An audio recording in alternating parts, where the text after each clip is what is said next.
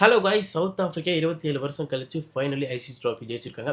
அதுக்கு முக்கியமான காரணம் கேப்டன் பவுமா. பவுமா எப்போ டெஸ்ட் கேப்டன்சி எடுத்தாரோ அப்பையிலேருந்து ஒரு டெஸ்ட் கூட தோத்ததே கிடையாது. அந்த ரெக்கார்டு வேர்ல்டு டெஸ்ட் சாம்பியன்ஷிப் ஃபைனலையும் நின்று பேசியிருக்கு. அதுவும் ஆஸ்திரேலியாவுக்கு அகெயின்ஸ்டாக ஜெயிக்கிறதுலாம் அவ்வளோ ஈஸியான ஒரு விஷயம்லாம் கிடையாது. அதே பவுமா கேப்டன்சியில் சவுத் ஆஃப்ரிக்கா செஞ்சு முடிச்சிருக்குன்னா, பவுமா அங்கே எவ்வளோ பெரிய கேப்டன்றதை ப்ரூவ் பண்ணியிருக்காருன்றது எந்த மாற்றமும் கிடையாது. பவுமா பவுமா பவுமா அவர் சவுத் ஆஃப்ரிக்கா ஃபேன்ஸுக்காக இருக்கட்டும், சவுத் ஆஃப்ரிக்கா டீமுக்காக இருக்கட்டும், ஒரு க்ளோரியை எடுத்துகிட்டு கொடுத்துருக்காரு. 27 வருஷம் கனவுங்க, அது சும்மா இல்லை.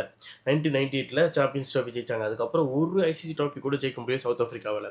யாரோ கேப்டன் மாறுறாங்க, என்னென்னமோ நடக்குது, செமிஃபைனல்ஸ் வராங்க, ஃபைனல்ஸ் வராங்க, என்னென்னமோ பண்ணுறாங்க. ஆனால் அந்த ட்ராஃபின்ற ஒரு கனவை மட்டும் எட்டவே முடியல.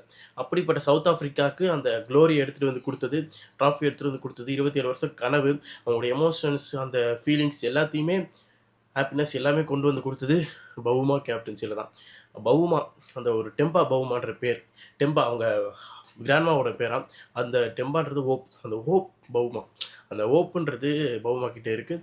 பவுமா கிட்ட அந்த கேரக்டர் எனக்கு ரொம்ப பிடிச்சிருக்கு. அது எப்படின்னா, எல்லா சூழ்நிலையிலும் ஒரே மாதிரி ரியாக்ஷன் தான். இப்போ ஜெயிச்சதுக்கப்புறம் கூட அவரோட ஃபேஸில் ரியாக்ஷன் இருக்கும் எதுவுமே கிடையாது. அந்த ஃபோட்டோ அப்போ பிடிக்கும் போது சிரிச்சார், கொஞ்சம் இது பண்ணார், அவ்வளோதான். அவர் எப்போ இருக்க எல்லா டைமும் ஒரே ரியாக்ஷன் தான். நீங்கள் நோட் பண்ணியிருந்தீங்கனாலுமே கரெக்டாக தான் இருந்திருக்கும். பெருசாக எந்த ரியாக்ஷனும் கொடுக்க மாட்டார், பெருசாக எந்த அக்ரெஷன் கிடையாது, பெருசாக எதுவுமே கிடையாது. வருவாப்பில் நீட்டாக கேப்டன் பண்ணுவாப்பில், கரெக்டாக ஐசிசி ட்ராஃபி எடுத்து கொடுத்துட்டாப்புல சவுத் ஆஃப்ரிக்காவுக்கு. பிளேயர்ஸ் எல்லாம் எமோஷனலாக இருக்கிறது பார்க்க முடிஞ்சு, ஏபிடி வில்லியர்சன் ஸ்டாண்ட்லேருந்து எமோஷனலாக இருக்கிறது பார்க்க முடிஞ்சு. ஏன்னா 27 வருஷங்க அவங்களும் சவுத் ஆஃப்ரிக்காவை தான் விளையாடிருக்காங்க. பழைய பிளேயர்ஸ் எல்லாம் ஒவ்வொரு பிளேயர்ஸும் அந்த ட்ராஃபி அடிக்கணுன்ற கனவோடு தான் விளையாடுவாங்க.